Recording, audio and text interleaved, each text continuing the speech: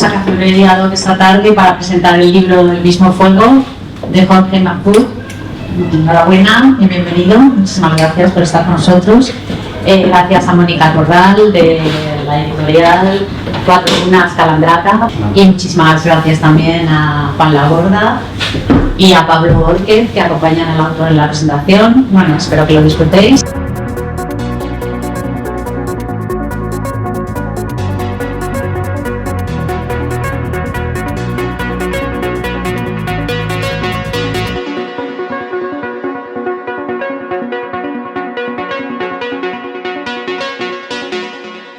Alguien dijo que toda novela, sea alejada de la realidad, etc., es una forma de autobiografía.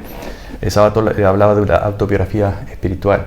Y lo que mencionás del caso de la ficción como realista o que expresa una verdad, lo decía también Picasso, lo decían muchas otras personas, pero es bastante, me parece obvio, porque cuando trabajamos otros géneros como el ensayo, o como incluso el ensayo académico, o incluso cuando hacemos ciencia o estudiamos ciencia, lo que estamos nos estamos aproximando a una representación del mundo, sean fórmulas, sean descripciones, vemos un árbol dibujado o explicamos el átomo del agua, lo que sea, son representaciones de algo que no es.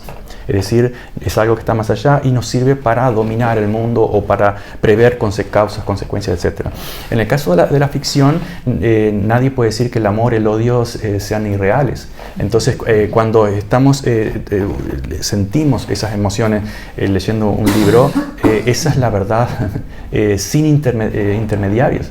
Por lo tanto, claro que es verdad.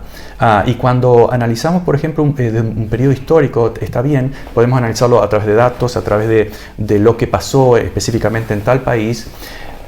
Hubo, por ejemplo, digamos, 20.000 desaparecidos en tal lugar, 200.000 masacrados en Guatemala. Son datos.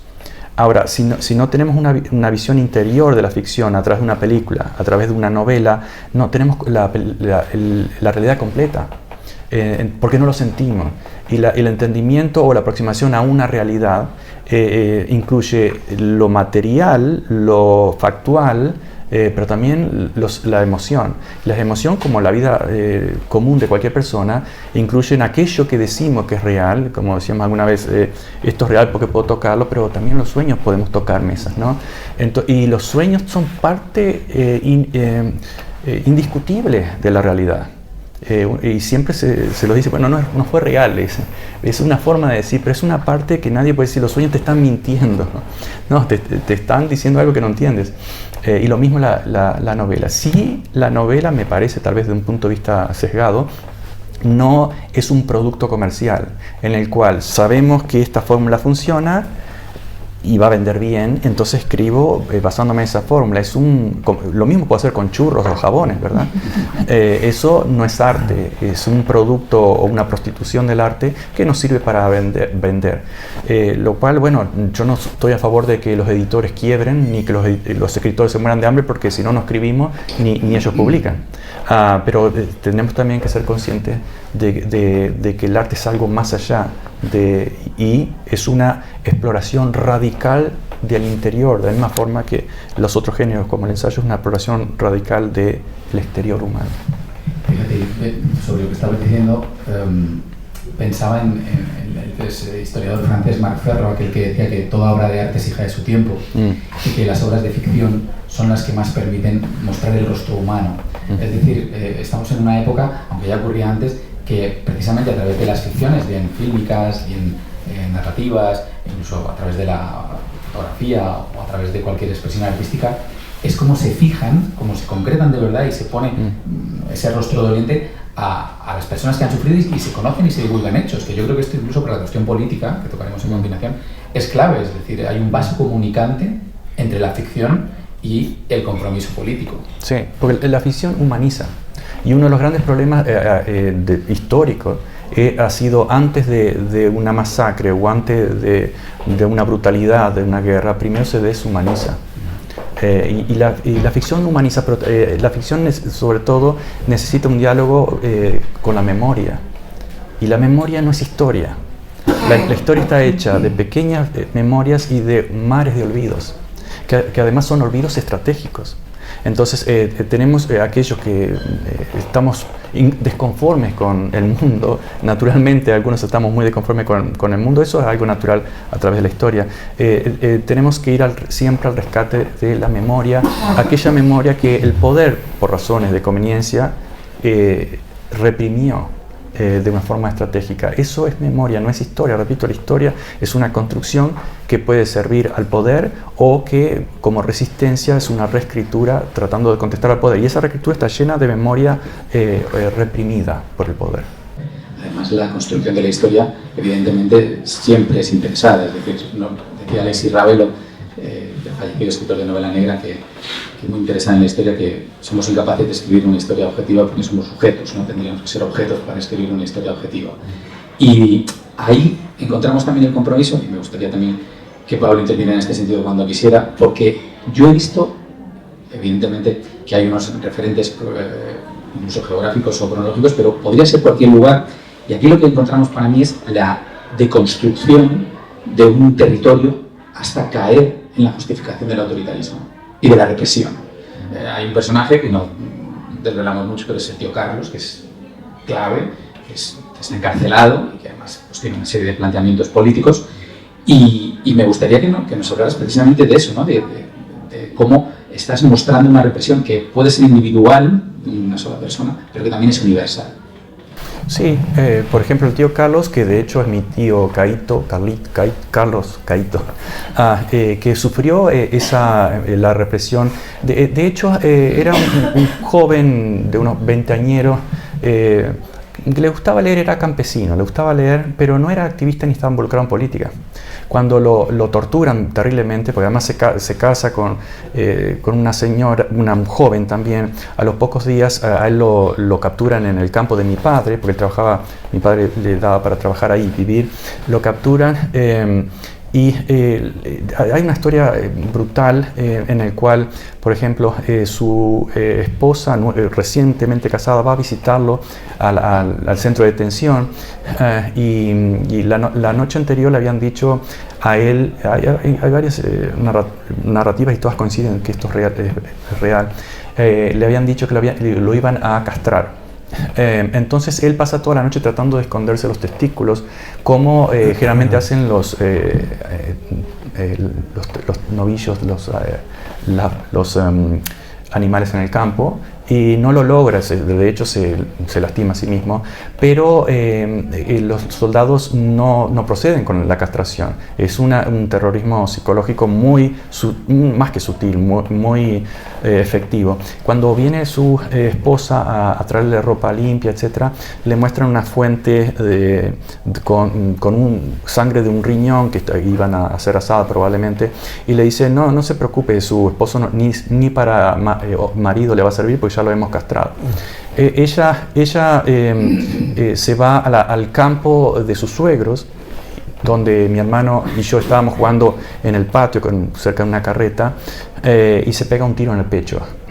Entonces mi hermano y yo corremos hacia el dormitorio de ella y la vemos con una rosa en el pecho brutal.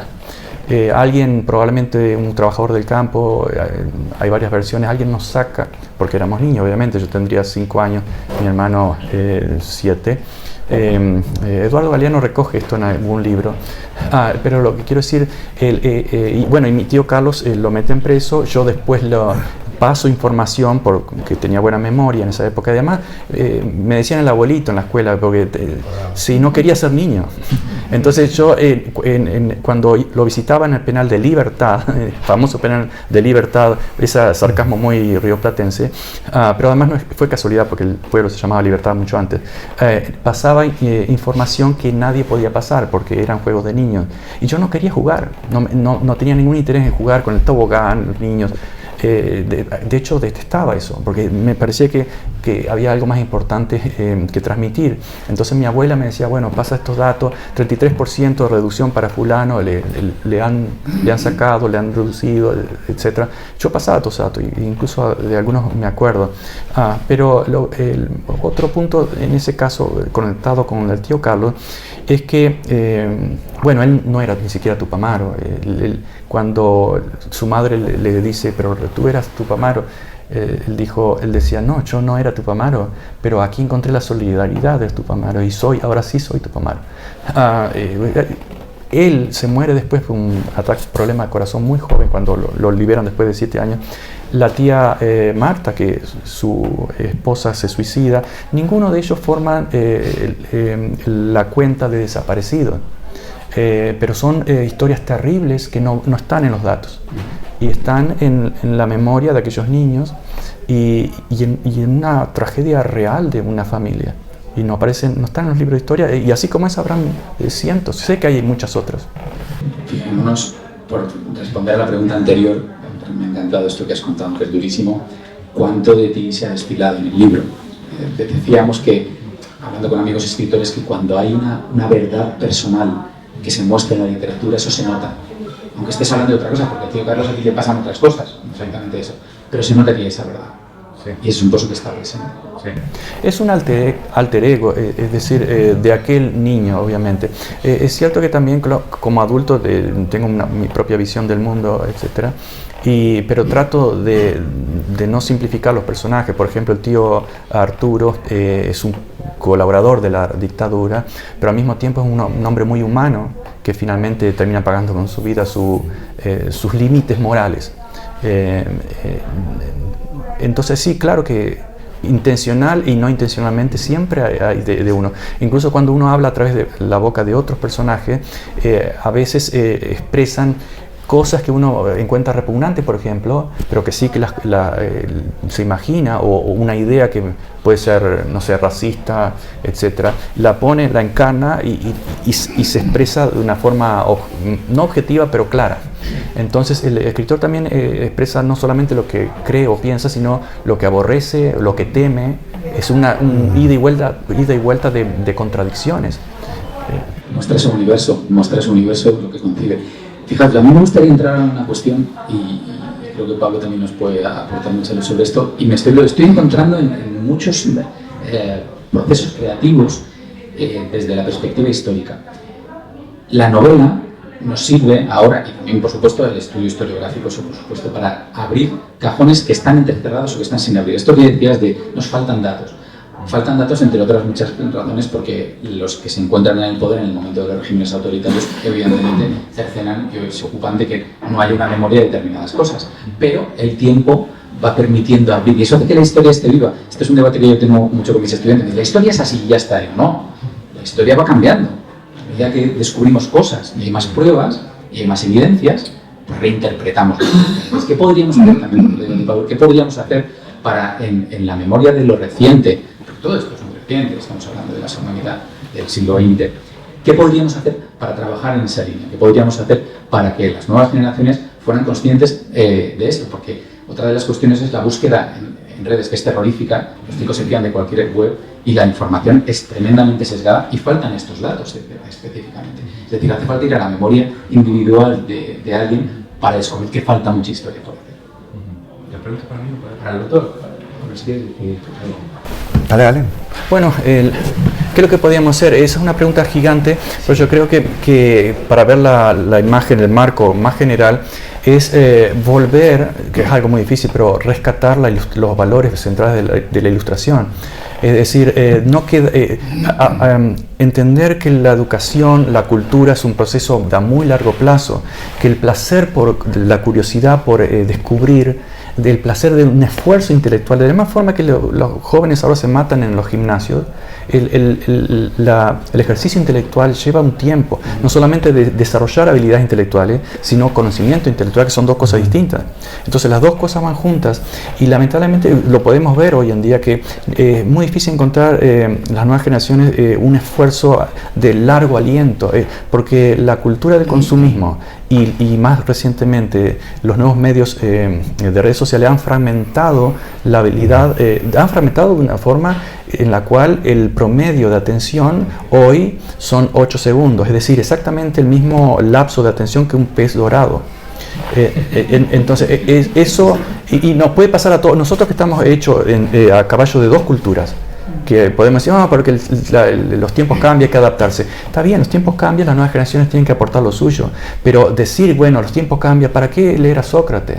¿Para qué me importa la historia de la ciencia? ¿Para qué leer a Einstein? Sí, y los tiempos han cambiado. No tiene sentido. Es decir, es un capital que es una obligación de la humanidad para no caer en la barbarie, rescatar todos los días y sin educación, sin una seria ética política de decir, es importante una educación fuerte, diversa, y aceptar de que cuando alguien viene con ideas radicalmente distintas, debemos ser capaces de decir, bueno, yo quiero entenderte, no estoy nada de acuerdo contigo, pero eso es la universidad. Ahora, la universidad, como lo dijo el vicepresidente de Estados Unidos, Pence, la universidad y el profesor son nuestros enemigos, pero eso es un barbarismo nazi. Entonces, tenemos que volver a parar nuestro camino hacia el neofeudalismo y volver a los valores de la Ilustración, de igualdad, conocimiento, tolerancia y democracia. Pero democracia real, no esa farsa que hemos tenido durante mucho tiempo. Yo creo que esa pregunta tiene una respuesta bastante complicada, pero a la vez cruel. Y es, ¿todo esto es entretenimiento? ¿Esto es arte? ¿Esto es activismo? ¿Esto qué es? Y a mí me da igual lo que sea, mientras el mundo sea mejor si una persona lee ese libro. Cuando ese libro lo escribe una persona como Jorge McFoot, no es un libro. Siempre pienso como que, bueno, voy a contar la historia de cómo destrocé uno de sus libros, por ejemplo. Y es, yo me imagino que voy en un avión, se cae el avión, termino en la selva, me quedo inconsciente, de pronto abro los ojos y veo el desastre. Y estoy ahí, único superviviente. Y seguramente la primera cosa que me planteé es cómo sobrevivir, qué necesito para sobrevivir. Y el primer trozo de metal que tenga ahí a mi disposición va a ser mi herramienta para sobrevivir. Puede que no sea el mejor, puede que no sea el ideal, pero todo lo que hay ahí son herramientas para sobrevivir. Los libros de Jorge McFoot cumplen esa función, son herramientas para sobrevivir en un ambiente de confusión, de falta de atención, todo programado, todo fruto de la ingeniería social, en el que no solamente se utiliza la psicología de ese hombre de las cavernas que acaba de salir de la segunda periodo glacial, sino que se está utilizando la inteligencia artificial, los algoritmos, nos polarizan, nos convierten en sujetos de mercadeo y terminamos consumiendo entretenimiento. Entonces, para mí es muy peligroso el tener un aparato tan potente como la capacidad de escribir libros, de producir contenidos audiovisuales, si no cumplen una función social. Y esa función social tiene que ser real. Cuando lo hace alguien como Jorge McFoot, que ha estado viviendo en África, que ha estado viviendo y que ha sufrido las terribles consecuencias de una dictadura, que viene de un país de desigualdades sociales, cuando ha emigrado de su país, cuando ha tenido que refugiarse en la lectura, en los libros, en los recuerdos desde su infancia, para entender lo que está sucediendo y luego hacérselo entender a otros. Eso ya no es un libro, eso es un arma de guerra, pero una guerra cultural, una guerra en la que todos tendríamos que estar enfrascados, porque al final ese relato que tendríamos que nosotros utilizar para servir de elemento de cambio, ya no es entretenimiento, no es simple entretenimiento. No sé cuántos ejemplares venda esta novela, no sé cuántas personas la lean, no sé hasta dónde va a llegar, no sé cuántas de las personas que nos vean por cualquier medio van a entrar en curiosidad y van a querer leerlo, pero estoy seguro que cada uno de esos libros ha servido como ese trocito de metal que se encontró esa persona en la mitad de la selva cuando había caído del avión. En la frontera salvaje, que son 200 años de recorrido por la locura frenética, asesina y consumista anglosajona,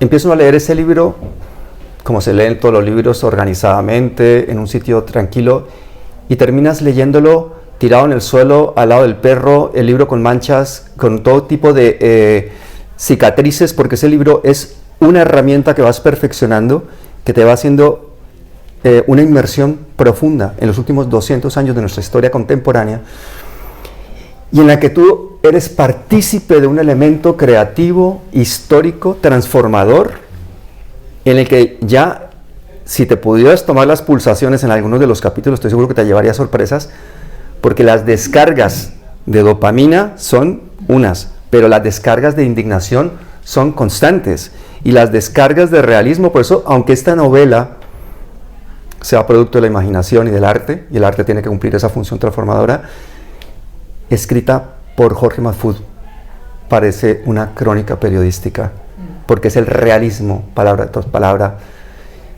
Todos esos elementos que estamos trabajando en este momento, los pacifistas, los activistas en el mundo, son inspiradores hasta cierto punto, pero son básicamente elementos efímeros, y el hecho de tener obras de arte, al tener elementos audiovisuales, tener el poder transformador de la ternura, de los valores humanos, esa persona que de pronto está viendo desde la irrelevancia un contenido, está leyendo una cosa de estas y se pone de pie y decide hacer algo y decide salirse de la comodidad del entretenimiento, esa persona yo creo que es el destinatario de un libro como este, de un libro como La Frontera Salvaje. Esos libros, posiblemente en la escala temporal, van a ser libros que seguramente van a inspirar a personas que van a ayudar a cambiar la historia. Yo lo conozco desde los medios audiovisuales, como cosas que tú haces en el desespero de tu casa, con una cámara malísima, con un canal de YouTube que es una porquería, que tú no tienes ni idea de esas cosas y terminas haciendo y tal, inspiran a otros que están todavía en una precariedad mayor que tú respecto a esos medios, y tú te obligas a mejorar en tu capacidad de comunicación o de creación de contenidos, como escritor, como profesional, pero todo eso es inspirador. Entonces, yo creo que la forma de salir de este círculo de manipulación, de ingeniería social, es a través del poder del arte. Y el arte no está solamente en las obras de arte, ni en lo estético, ni está solamente en lo que tiene éxito comercial. A veces ese arte que se hace con tiza sobre el asfalto de las calles, que es maravilloso y que lo va a borrar el primer aire que pase o la primera lluvia que caiga, es el arte que debería perdurar. Estas obras de Jorge Mahfoud, y yo estoy en mi casa rodeado de todos esos libros y me los leo y me los releo. De La Frontera Salvaje tengo 2 ejemplares. El primero es un campo de batalla. El segundo, no quiero que nadie lo toque. Y me lo voy a permitir leer periódicamente a lo largo de los años, como he leído, por ejemplo, 100 años de soledad, porque cada vez voy a encontrar elementos nuevos. Y esta invitación que hacemos desde los medios audiovisuales a que la gente haga la inmersión en una obra de estas, tiene que ser incondicional. No va a ser para que pases un buen rato y desde la comodidad de tus creencias digas, qué bien me la ha pasado leyendo este libro. No, esa incomodidad que nos obliga cada obra de Jorge Mahfoud, cada palabra, es el compromiso mínimo que deberíamos tener los seres humanos ante cosas tan horrorosas, por ejemplo, como el genocidio que está sucediendo en Palestina. Así que yo creo que ahí lo dejo, pero el poder del arte en su mejor representación en cada una de las palabras de este libro está presente. Muy bonita el planteamiento, muy bonito el planteamiento y muy interesante porque, bueno, ya lo dijo Dos, ¿no? El arte como un puñetazo en la boca del estómago, si no, no es arte, verdaderamente. Y me gustaría que entráramos en esto, que es uno de los temas clave, que es el tema de la represión. También quería lanzaros otra cuestión muy interesante, y es que estamos en un momento, porque ha salido ya, y yo creo que en la obra también está, este es un tiempo en el que no hay redes, pero el mundo digital, que efectivamente tiene unos relatos muy sesgados, también permite la proliferación de espacios de resistencia. El tuyo, por ejemplo. Estaba pensando cuando se escuchaba, estoy leyendo un libro que se llama Psicogeografía, que es un libro sobre cómo los situacionistas de Guy Debord aplican sus teorías sobre la ciudad. Y en el primer capítulo Julio Monteverde explica, y tú estabas apuntándolo, cómo las ciudades se están deshumanizando a ritmos forzados porque el capitalismo ha conseguido que no circulen por ella personas sino mercancías, ¿no? Entonces son ciudades de muertos, ¿no? Casi de la vuelta al neolítico. En el neolítico se hacían las ciudades al lado de los lugares en los que se enterraba, pues ahora somos no vivos que nos movemos por un espacio de mercancías, es decir, el neoliberalismo salvaje. Eso puede justificar el hecho de que, tú lo dices aquí también, se justifique la represión o el genocidio. Es decir, aquí hay personajes que en su discurso dicen, bueno, es que ha tenido ideas malas. O, por ejemplo, cuando habla el subsecretario, ¿no? Y dice, el tío Carlos es interesante pero ha tomado malas elecciones, o ha leído los libros inadecuados, o bueno, ha mentido, pero en una dirección concreta. Entonces me gustaría que habláramos sobre eso, cómo los discursos son capaces de justificar la represión, la muerte, el asesinato, el genocidio, y que luego hay una serie de altavoces que lo multiplican. Y cómo podemos también, en esta línea que decíamos, combatir. Sí, la narrativa es uno de los instrumentos fundamentales del poder. Lo podemos ver desde la Edad Media, tal vez más extremo, no más extremo, pero más claro, durante la esclavitud, en la cual la narrativa es la moral del amo, que es adoptado por el esclavo y el esclavo la defiende. Entonces, si vemos América Latina como un país específico no nombrado en la novela, pero también vamos a ver que muchos de aquellos, algunos personajes son cínicos y otros son creyentes. En que eso es lo correcto, eso están luchando por la libertad, por los valores de Occidente, lo que sea. Es decir, se han creído la narrativa, que es generalmente la mayoría. Primero porque se la creyeron porque no tienen otras fuentes de conocimiento tal vez. O segundo porque quieren creerse, porque esa es una necesidad también del ser humano, el negacionismo, y creemos una narrativa que nos convence. Pero luego no aparece muy claramente, pero hay un gran marco que es Gran Hermano, en el cual, bueno, alguien puede decir, bueno, todas las dictaduras en realidad son malas. Sí, todas las dictaduras son malas, pero no son iguales. Porque, por ejemplo, puede haber una dictadura que surja como reacción a ese gran marco, ese Gran Hermano, que es demonizada, es aplastada y presentada como mal ejemplo al resto. Y pueden haber, como fue desde el siglo XIX hasta recientemente, dictaduras serviles a ese gran poder, que reciben los beneficios económicos, que reciben el acoso mediático, político y moral a través de los medios, a través de las oficinas de las embajadas, a través de agencias secretas, a través de las iglesias y las religiones. Todos esos elementos aparecen ahí de una forma encarnada. La religión está muy presente también en la primera parte del libro como elemento represor. José Gabriel descubrió el miedo a través de la religión. Sí, claro. La religión como institución de poder, porque tampoco no es la idea de decir, bueno, la fe está mal. Yo no sé si cuál fe está bien o está mal, eso es algo personal. Pero, por ejemplo, si vemos cómo ha cambiado el cristianismo o todas las religiones que se han hecho oficial, se han hecho instrumentos del poder y en este caso instrumentos del imperio. Y eso se encarna a través de una fe en una microcosmo de aquella pobre mujer campesina que está fanatizada a través de un relato misionero que recibió y aterroriza a todo el resto a través de esa fantasía. Bueno, quiero decir fantasía porque podemos decir fe, pero es una fe funcional. Y una fe diseñada, como la CIA incluso apoyó los misioneros que fueran a América Latina, que tuvo sus efectos políticos a largo plazo. Y todos más o menos lo sospechaban, pero ahora lo sabemos. Entonces es la captura, secuestra. El poder secuestra todo. Secuestra religiones, secuestra medios de prensa, secuestra morales, secuestra todo lo que puede. Y demoniza todo aquello que no puede secuestrar, como por ejemplo la educación, la universidad, etcétera.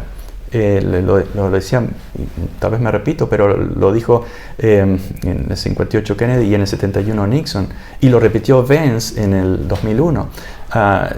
Podemos controlar los ejércitos latinoamericanos, por eso lo vamos a financiar y apoyar y darle la narrativa, seguridad nacional, etcétera, pero no podemos controlar a los intelectuales o la educación. Lo dijeron explícitamente. Entonces, podemos hacer propaganda para hundir escritores o para promover otros escritores, que es Operación Mockingbird, por ejemplo, entre muchas otras, pero de todas formas, a largo plazo a veces esos intelectuales terminan rebelándose. Entonces no tenemos control sobre ellos.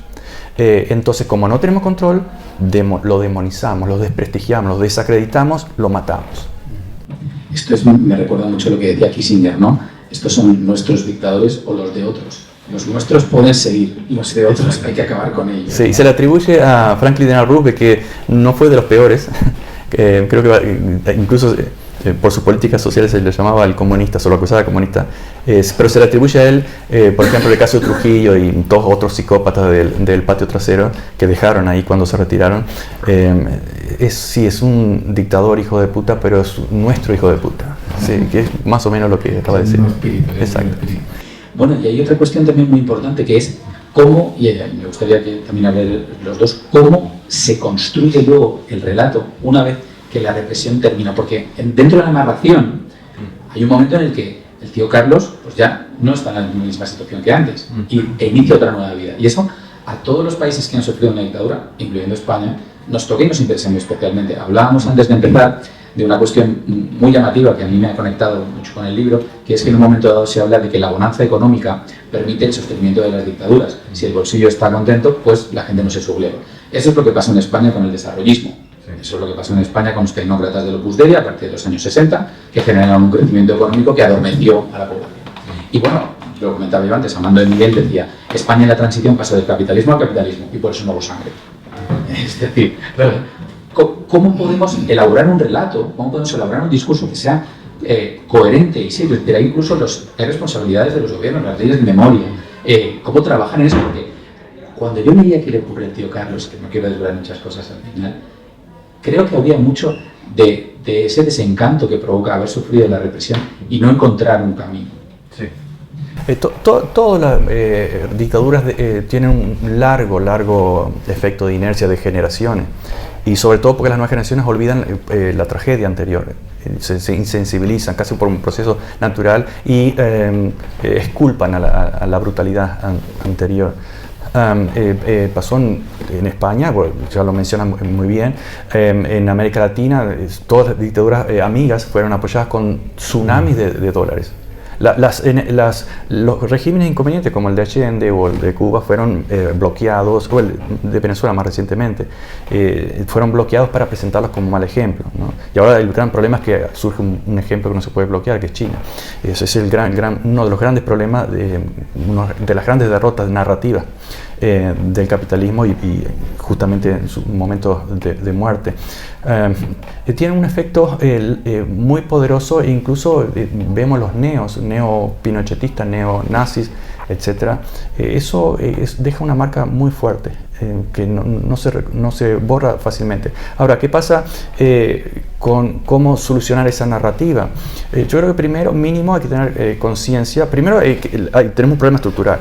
Si tenemos todo el capital allá arriba y manejan las finanzas, los medios, la cultura, etc., no podemos ser muy optimistas, pero por lo menos tenemos que ser conscientes de eso. La industria cultural es parte de esa construcción narrativa. ¿Qué es una mujer, por ejemplo? ¿Cómo ves a un hombre y una mujer? ¿Cómo se arrodilla? Todo eso es una construcción. ¿Qué es lo bello o lo correcto? Que procede de la industria cultural. Y la industria cultural es siempre, porque está basada en la ideología del comercio, de la comercialización de la existencia, es simplificadora. Repito, nunca se va a vender una novela que sea demasiado complicada, especialmente en una época de consumismo. Entonces hay que simplificar, simplifica hasta que tenés un cadáver, un cliché, y además muchos críticos dicen, es fantástica, es una lectura rápida, fácil, pero es un insulto. Pero bueno, comercialmente es eso. Ahora, de un punto de vista ideal de la ilustración, y acá introduzco la influencia de los indígenas en el desarrollo de la ilustración europea, que podríamos hablar mucho de esto y no hay tiempo. Pero la cultura verdadera es aquella que surge del pueblo y se expresa en distintas obras, ¿no? Por lo menos la cultura democrática es la cultura de valor, sea una buena obra o una mala obra, pero que surge del pueblo. El problema nuestro es que la cultura en los últimos un siglo o 2 siglos es un producto de la industria cultural. Por ejemplo, en el siglo XX básicamente Hollywood. Entonces, Hollywood, la cultura que absorbe y consume la gente es algo que no la creó ella, ni su pueblo, ni nada. Simplemente a alguien en un país lejano, que además es el imperio, obviamente, económico, cultural, e impone cánones estéticos. Entonces, y narrativos, qué es lo correcto, qué es lo incorrecto, qué es lo feo, qué es lo bueno. Y no por casualidad lo feo siempre no es blanco o es indígena, lo malo es también o es africano o indígena, algo que no está en el centro del poder. Y es una imposición de cánones, de narrativas que procede de la dictadura de la industria cultural. y todavía vivimos en eso.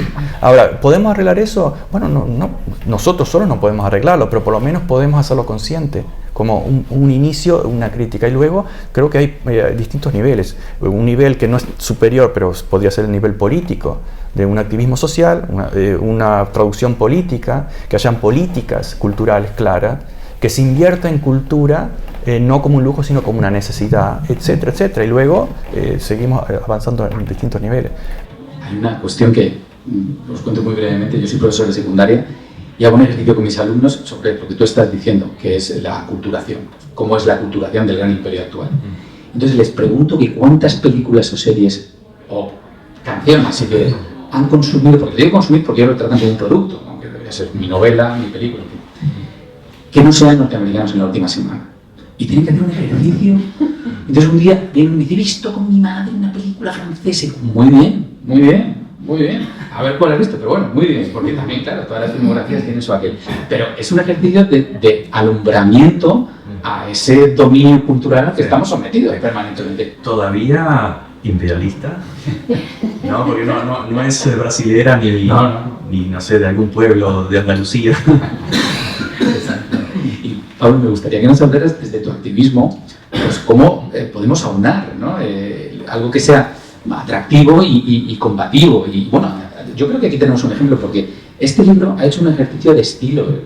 Me ha confesado ahora un tour de force, que me gustaría que luego habláramos del léxico, pero es una novela con muchas voces, con muchos ejercicios, es una novela que se le ve que tiene un trabajo intelectual. Desde los audiovisuales también podemos trabajar en ese sentido. Tú has hecho una pregunta que yo creo que es definitiva. ¿Qué pasa con el relato cuando la represión termina? Y te voy a decir que casi seguro este señor va a escribir un libro de eso. Porque visto desde la óptica del pacifismo, la represión no termina, se transforma, y el relato se transforma, y se transforma con ellas. Y tú ves cómo pasan los estados coloniales a estados postcoloniales sin ningún problema.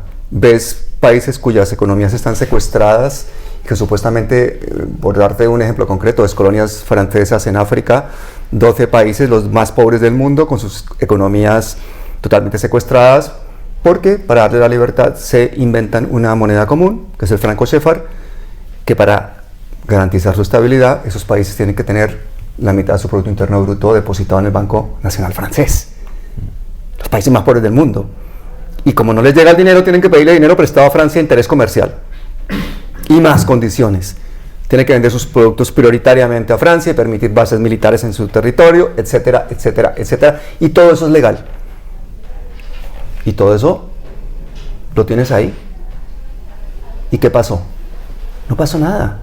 Se transformó el relato, sigue la represión, continúa el colonialismo, pero nos han tranquilizado a todos y no hemos hecho revoluciones al respecto. Entonces yo creo que la alerta que tenemos que tener es constante.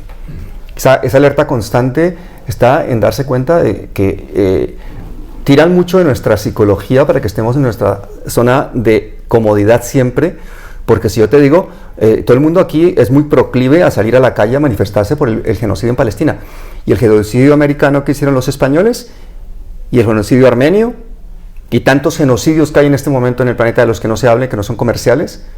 Cuando salimos de nuestra zona de comodidad y nos encontramos en el papel del victimario, del opresor, del imperialista, del colonialista y todo eso, es cuando realmente estamos dándole la cara a la realidad. Ahí, esta batalla cultural y los políticos modernos que no entiendan que el terreno de la política moderna es el terreno de las comunicaciones, están perdidos. Tenemos esta batalla la tenemos en Colombia que asumir de una vez por todas, porque estamos viendo al progresismo perder y perder y perder terreno, dividirse, polarizarse, no reinventarse y no recurrir a todos esos elementos que pueden ser aparentemente irrelevantes, pero oye, cuidado, ese mensaje en esa botella que lanzas al mar cuando haces un vídeo en tu casa o paseando el perro y que llegó a YouTube y qué tal, está inspirando, y ese efecto mariposa puede ser increíblemente... Yo lo he vivido en el canal, desafortunadamente tengo que hablar de eso porque lo he vivido en carne propia, que han sucedido en Colombia cosas que eran impensables. La gente se tomó las calles en Colombia a protestar. Nunca hemos tenido un gobierno de izquierdas. Y era prácticamente una dictadura tras otra, un estado militar, uno de los países más desiguales y violentos del mundo. Y a la gente, cuando salió a protestar por la última reforma tributaria, le dispararon y le mataron en la calle. Decenas y decenas de jóvenes muertos, la policía disparándole a la gente al pecho y a la cabeza. Cientos de desaparecidos, cientos de personas que perdieron los ojos, por todas las ciudades del país. Y fueron los jóvenes los que salieron. Y los ciudadanos que estaban allí, con sus teléfonos, se convirtieron en reporteros y mostraron eso al mundo. Entonces urgimos una cantidad de personas que multiplicamos toda esa información, y estando a miles de kilómetros, a veces informábamos nosotros desde fuera a los propios colombianos de lo que estaba sucediendo. Porque tienes el tiempo, porque tienes la energía, porque tienes el canal, porque tienes internet, porque aquí es más difícil que te peguen un tiro, por lo que sea. Pero lo hicimos. Y no nos dejamos reinventar esa represión en forma de otro gobierno continuista con políticas regresivas, más represión, más violencia, más uribismo. No, plantamos cara. En Colombia plantamos cara. Está a punto de suceder, si Dios quiere, en Perú y ojalá sucediera en Ecuador y en tantos sitios. Pero ese reinventarse, esa represión, ese nuevo relato que va adoptando el fascismo a nivel internacional, es la alerta con la que tenemos que dormir y despertarnos todos los días, porque van a aprovechar cada crisis para lanzar un libertario, alguien que hable contra la corrupción, que hable contra la opresión, y que ese discurso es el que va a llevar a cantidad de personas a poner en el poder a gente como Milei. Entonces yo creo que esa tranquilidad que debería dar esa frase que diste tú, no existe, porque siempre se va a reinventar el fascismo, la represión, y el relato lo va a arrastrar, y es el relato normalmente hegemónico, y esos vencedores, masacradores, escribieron la historia. Estoy muy de acuerdo, y no por abundar mucho más en ello, pero en España, a pesar de la democracia consolidada, el caso de la sacrosanta transición, muchos historiadores la estamos poniendo en jaque, no porque no sea un buen periodo, que es un periodo de consenso, sino porque la ley para la reforma política, por ejemplo, o la ley famosa de la amnistía, tienen esta interpretación que tú decías antes. Es decir, es una ley que acabó con los presos políticos, es cierto, pero no permitió que se juzgara los delitos políticos anteriores, con lo cual no es una ley justa, porque no pone la balanza en el medio. Y eso lo estamos diciendo desde diferentes altavoces en este momento, y creo que es muy necesario. Por eso lo de estar atento es muy pertinente. Por desengrasar e ir a una cuestión mucho más anecdótica, y también ir cerrando, porque podríamos hablar de la novela y de estos temas fascinantes eternamente. Yo quiero que Jorge nos hable de la cantidad de influencias culturales, literarias, que hay dentro de tu novela, y sobre todo, no me la puedo dejar porque a mí me tocaba mucho, la del zorro. Mira, leyendo la novela, el zorro, yo veía unos dibujitos que había en España sobre el zorro cuando era pequeño, pero es que además el zorro, te lo decía antes de empezar, en la versión que hay de Tyrone Power y de Linda Darling, es una de las versiones que a mí más me gustan, porque soy un declarado fan de Linda Darling, a la que le regalé un personaje de una novela mía. Además, en las películas de Áñez Barda, que he publicado un ensayo sobre Áñez Barda, en una canta, la otra no, el hijo de la protagonista, que además es el hijo de Áñez Barda, se pasa toda la película vestido del zorro, como el personaje de José Gabriel.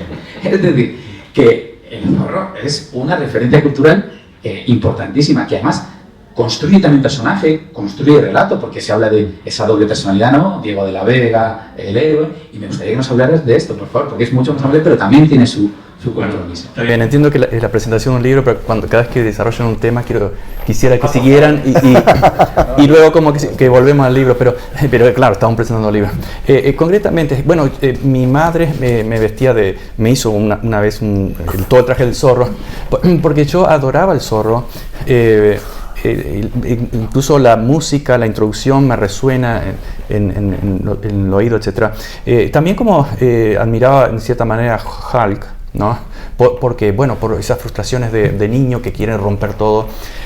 Y después entendí, le di una lectura más amplia y me di cuenta que también hay una gran manipulación de la narrativa. Pero eso no cancela la emoción del niño, la dulzura del héroe que hace justicia, como el Don Quijote, etc. No lo cancela, pero tampoco vamos a ignorar la otra parte. El zorro, que es uno de los primeros enmascarados de la cultura de las máscaras estadounidense, porque la cultura estadounidense es dual. Siempre todos da la idea de que, mira, yo en realidad soy un superhéroe, pero parezco tonto. Es decir, siempre hay dos. Y todos los héroes tienen doble personalidad, incluso, y máscara. Incluso Superman, que tenía lentes, tenía doble personalidad. Y la personalidad que no se ve es la superior, la de superpoder. Ahora, el zorro es una anglosaxonización de una historia real que fue la consecuencia del despojo de los anglosajones de la mitad del territorio mexicano. En la década de los 50, que conversaba brevemente antes de la presentación, el escritor Pájaro Amarillo, que era un indígena de Cherokee, se muda a California, cuando California era anglosajona, y escribe lo que sería el zorro de Capistrano, las aventuras de Capistrano, porque estaba en esa época, había muchos Joaquines. Habían cientos de Joaquines y todos eran bandidos. ¿Por qué? Porque eran, según el acuerdo de Guadalupe Hidalgo, como todos los acuerdos firmados con razas inferiores fueron quebrados, violados, decía que los mexicanos que se quedaran en territorio estadounidense debían ser ciudadanos estadounidenses, tenían ese derecho o emigrar. Bueno, la realidad fue que les robaron todos los ranchos, todas las tierras, y obviamente reaccionaron y se convirtieron en bandidos. Los malos fueron las víctimas. Entonces había muchos Joaquines que robaban caballos o hacían este tipo de ataques. Es decir, y luego en 1916 McCulloch escribe El zorro, lo que sería el zorro original, el señorito de clase alta, no casualidad, pero en lugar de ubicarlo en los años 50, donde el zorro era el mexicano que luchaba contra el anglosajón, lo ubica en los años 20 para hacerlo luchar contra el despotismo mexicano clásico. Nosotros luchamos por la libertad y ellos están luchando por la dictadura, el despotismo, la corrupción, etc. Eso fue una forma de lavado de la historia. Y luego, obviamente, viene Capitán América, todo eso. Pero la historia es bastante larga, pero creo que desde un punto de vista emotivo del niño eso no cancela, nada más que como adulto uno tiene que entenderlo. El caso de Hulk, por ejemplo, yo creo que es la expresión de las frustraciones de la guerra de Vietnam, etc. Típico, es decir, no entiendo el problema, pero tengo la solución a la fuerza.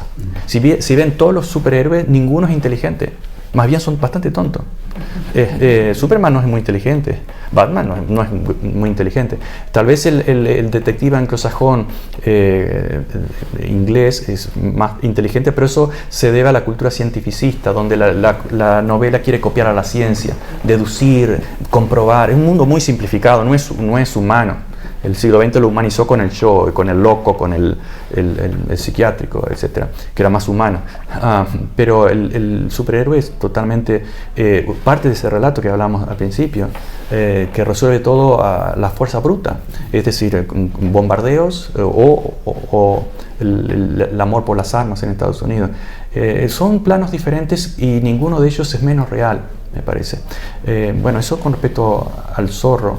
Pero hay muchísimas otras influencias, perdona, Sí. citas, cuando están hablando con el doctor te están hablando de Shakespeare, hablan de Madame Bovary, de Flaubert, hablan de libros que están prohibidos, hablan de referencias culturales, hablan de teatro, hablan de muchísimas cosas, se hacen referencias permanentes, y yo creo que ese es un universo, además de, porque leyendo la novela yo tenía la sensación de que eran un universo dentro de otros, el universo familiar, es el universo político, es el universo de este espacio-nación desconocido, es el universo cultural en el que se están moviendo, es el universo de las conversaciones, y tú generas como unas ondas expansivas que se van comunicando entre ellas. Es un ejercicio narrativo complejo, pero que funciona muy bien, porque al final tenemos una unidad, algo holístico, y también juegas, que es otro universo del que te quiero preguntar, con la metaliteratura, porque esto yo cada vez me lo encuentro más en las novelas y es muy bonito, en novelas comprometidas. José Gabriel escribe, acaba escribiendo, por lo tanto también acaba siendo escritor, ¿no? Como la propia voz. Entonces me gustaría que nos hablaras de eso, del papel o del lenguaje incluso. Sí, la escritura es liberadora. La escritura, si uno no sabe escribir, no sabe pensar, por lo menos según la cultura más compleja de la ilustración. Quiero decir, no es que no piense un analfabeto, claro que piensa, sienta todo eso, pero quiero decir que si uno es capaz de saber escribir, es capaz de organizar un pensamiento más complejo. Y al mismo tiempo es una forma de hacer consciente problemas que uno no entiende. Quiero decir, no es que no piense un analfabeto, claro que piensa, sienta todo eso, pero quiero decir que si uno es capaz de saber escribir, es capaz de organizar un pensamiento más complejo. Y al mismo tiempo es una forma de hacer consciente problemas que uno no entiende. Muchas veces yo cuando no entiendo algo escribo un libro. Oye, sigue sin entender, por favor. Sí. Y claro, este joven que madura y como todo proceso, como decía Sábato, todos estamos destinados al fracaso, pues estamos destinados a la muerte. En mis novelas he visto ciertos patrones, por ejemplo, la violencia moral, pero también la caída en la locura y el regreso porque lo que sentimos hoy es lo que sintieron los antepasados también. Es decir, todo cambia, pero hay muchas cosas que permanecen. En cuanto a lo metatextual, siempre adoré eso porque estamos construidos de cultura, de textos, de barbarie, pero también de música, etc. Y también hay cierto guiño crítica, por ejemplo, cuando el doctor, el arquitecto, futuro candidato a la presidencia, que lo intenta incluso manipular, el tío del niño, claro, escuchan música clásica, etc. Es un signo de clase alta en América Latina, ¿no?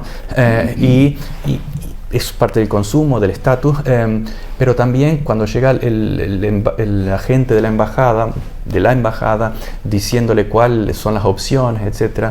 Y antes de irse dice, bueno, toman whisky, o también clase alta, mejor que Chopin es Vivaldi. ¿Y por qué mejor? Bueno, porque Vivaldi es una cortina acústica mucho más efectiva desde un punto de vista del espionaje, por ejemplo. Por decir. Es decir, hay una vulgarización clasista, pero al mismo tiempo hay una manipulación política del espionaje, del poder, que usa la cultura de muchas formas a su favor, como los estudios culturales también, que fueron para conocer cómo habla, cómo siente determinada cultura y luego aprovecharse de eso políticamente. Bueno, como podéis ver, la novela está llena de capas de las que podríamos tirar y yo sería capaz de seguir preguntando, pero voy a abrir, si os parece, el turno de preguntas. No sé si Pablo quiere contar algo, si alguien quiere preguntar algo. No, por favor. Hoy están ocurriendo otras cosas. Hoy ya se va persona por persona porque hemos vuelto a una situación de represión brutal, individual, que es la que está en la mente de cierta gente que está en el poder, ¿no? Ahí, y que van a estar en el poder aquí. Entonces, el miedo a escribir sigue siendo el mismo, solamente que te silencien, o ya se empiezan a ver otras cosas en el entorno. Sí, tú lo observaste muy bien, hay como una mayor incidencia de ese tipo, en mi caso personal, de literatura complicada, que no es ficción. Sigo escribiendo ficción, pero como que en cierto momento hay como un estrés por el panorama político en el que estamos viviendo, y en lugar de escaparme a la ficción, porque la ficción también es una forma de escape, tiene un área, voy derecho al monstruo. ¿Y por qué lo hago? Bueno, es que no puedo no hacerlo. Siempre me costó mucho no contestar algo que me parece indignante, y claro que se corren muchos riesgos. Yo incluso en mis clases lo he dicho muchas veces, la tarea de un profesor, de un intelectual, de un escritor, lo que sea, no es adular como un político. El político se puede esperar de que van a decir algo que la mayoría quiere escuchar. Nosotros tenemos que decir justamente lo que la mayoría no quiere escuchar. Y entonces, ¿qué significa eso? No todos lo hacen, pero significa tomar mayores riesgos. Pero desde el punto de vista ético, ¿cómo podría yo incluso traicionar la memoria de aquellos familiares que sufrieron tortura y se negaron a hablar? Entonces, en este momento, claro que estoy corriendo riesgo. Se está haciendo una caza de bruja. Muchos de mis colegas tienen miedo, han cancelado determinados cursos. Yo no puedo hacerlo. Que sea lo que sea, pero no puedo hacerlo. Y sé que, claro, todos tenemos familia, todos tenemos situaciones, somos seres humanos vulnerables, no estamos a salvo de nada, y cada vez menos, porque supuestamente en cierto momento había una libertad de expresión apoyada por la primera enmienda, por la ley que la escriben los ricos siempre, los poderosos, ya ni siquiera es cumplida por ellos mismos. Ya se ha pasado de una corrupción legal a una corrupción bananera. Bueno, son los riesgos que creo que no puedo no tomar. Pero creo que a la larga vamos a vencer de alguna forma, aunque algunos caigamos. pero no cuenten conmigo de colaboracionista. No quiero jamás que mi hijo algún día esté haciendo una investigación y descubra que su padre fue un colaboracionista, que su padre estuvo en alguna nómina secreta. Jamás, de los jamás va a ocurrir. Estaré muerto, pero estoy seguro que eso no va a ocurrir. Que he hecho lo mejor que pude, no para atacar a ningún país, para defenderlo. A defenderlo de los adulones del fascismo, de los patrioteros. Es un riesgo moral, pero es una actitud, me parece, irrenunciable para algunos. Bueno, fijémonos en una cuestión clave, que es que solamente la independencia, o el pensamiento libre, el pensamiento crítico, ya es sospechoso. Sí. Partimos de ese punto. Y esto también está en el libro, porque las personas que piensan libremente, un niño que se está formando, que están haciendo a la vida, que tiene todas las ventanas abiertas, pues está sufriendo una serie de inputs, una serie de impactos que le modifican profundamente. Esto es una metáfora, incluso en nuestro tiempo, de lo que está pasando ahora mismo. Supongo que, claro, como decías al principio, todas las novelas, toda la obra de arte son hijas de su tiempo. Es imposible desprenderse de eso. Entonces uno escribe, más si uno está comprometido con realidad. Por ejemplo, hay, claro, una actitud negacionista. Si recuerdan, por ejemplo, La invención de Morel de Bioy Casares, una novela maravillosa, sin duda, a mí me encantó de muy joven, escrita publicada en 1940, prácticamente gente en una isla que se reproduce a través de una maquinaria, etc. Uno puede decir, bueno, eso y algunos trabajos de Borges y de otros escritores era una forma de no mirar la realidad. O por ejemplo Rubén Darío, cuando en su época modernista habla de la princesa Nicaragua, la princesa está triste, que tendrá la princesa, y luego de la crítica de Rodó a finales del siglo, ya unos años después Rubén Darío escribía poemas contra el imperialismo, es decir, bajó a tierra, se humanizó un poco más. No estoy diciendo que un arte es superior al otro, porque cada uno tendría sus aspectos, sus aportes, pero aquellos que estamos involucrados con la realidad, no solo del presente, sino nos interesa mucho la historia y el futuro como consecuencia, no podemos escribir ni siquiera un poema que no esté implicado con lo que vivimos en ese momento. Y esa implicación es la implicación social y política. Alguien alguna vez, generalmente, se ha tratado de decir, por ejemplo, bueno, la era moderna ha sido un proceso de divorcios permanentes, ¿no? Por ejemplo, la economía, la producción se divorcia de la economía, más tarde la economía se divorcia de la finanza, todo, o sea, es un proceso de abstracción y de divorcio, y en el arte pasa algo parecido. Se trata de divorciar lo social de la forma. El arte es forma, solo forma. Bueno, hay un arte que es solo forma, como fue una provocación del arte de vanguardia, fantástico, pero además fue provocación, por lo tanto fue algo social y era muy abstracto. Pero luego viene una crítica que para cualquier novela no es realmente novela, porque tiene muchas ideas, está comprometida políticamente, tiene el miedo del panfleto. Claro, hay panfletos, pero otra cosa es tratar el problema político como un problema, no como un mensaje político partidario. Y resulta, bueno, si escribe solo de sexo, es literatura. Si escribe solo de cocina o de recetas, solo es literatura. Si escribe solo de viajes, es literatura. Pero si introduces el problema político, de la gran política, ya es sospechoso de no ser literatura. Si vemos la Capilla Sixtina de Miguel Ángel, hay montones de referentes políticos. La Divina Comedia también, los referentes políticos, a veces hasta mediocres, porque metían a sus enemigos en el infierno.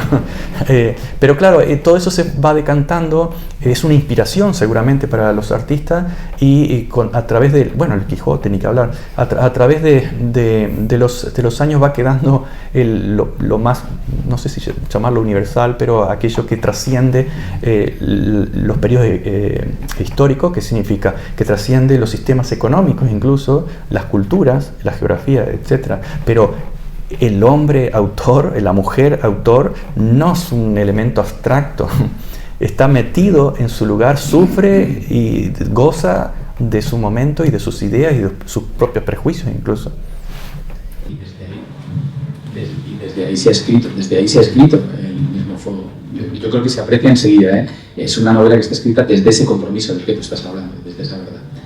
Hay una pregunta que se quedó en el aire, que yo creo que es como un eje de coherencia en el caso tuyo, la que hiciste sobre los héroes, ¿no? Que tiene que ver mucho con lo que comentabas tú sobre el miedo a escribir, y es que, bueno, los héroes que son la necesidad de un pueblo de trascender espacio-temporalmente, ¿no? Sus anhelos, sus esperanzas. Necesitamos figuras inspiradoras. Yo lo único que le pido a un libro es que me lleve a hacer algo, que me lleve a actuar. No quiero quedarme en mi casa arropado, calentito y seguro después de haber leído ese libro. Yo quiero que eso produzca revoluciones. Y ahí está la figura inspiradora del héroe. Y nosotros a veces, pues claro, hemos tenido una aculturación y los héroes pues son Batman, Superman, etcétera. Pero los héroes que estamos viviendo en este momento, los héroes que estamos viendo en este momento en los territorios en el sur global, que son héroes anónimos, por primera vez tenemos todos los demás la posibilidad de empoderarlos. Y esa creación de contenidos o de arte es la forma más inmediata de hacerlo. Entonces, claro, por supuesto, se siente miedo cuando se escribe un libro de estos, cuando se hace un contenido antiimperialista, cuando se lanza públicamente una opinión.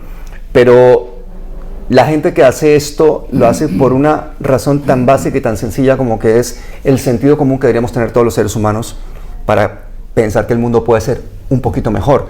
Si ya lo complicamos con grandes análisis geopolíticos, con economía, historia, no sé qué tal, como que nos desligamos en un momento dado de una base que no podemos perder, que es la capacidad de comunicarle eso al pueblo y a las bases, que entre otras cosas, la educación ha sido el mayor arma de exclusión social que existe. Entonces, creo que de alguna manera tenemos que dar unos mensajes aterrizados. Por eso a mí me encanta leer a Jorge y hablar con él y hacerle entrevistas una tras otra, haría entrevistas todo el día, porque yo creo que hay que aterrizar eso para que esos libros cobren vida y nos lleven a la acción. Muy bonito, porque además dice muchas verdades, ¿no? El sistema educativo viene lejanamente del sistema presidiario, así. Pero me gustaría que cerraras esto tú con lo que tienes que aportar sobre esto particular. Con una sola palabra. Vamos allá. Gracias. Muchas gracias. Muchas gracias.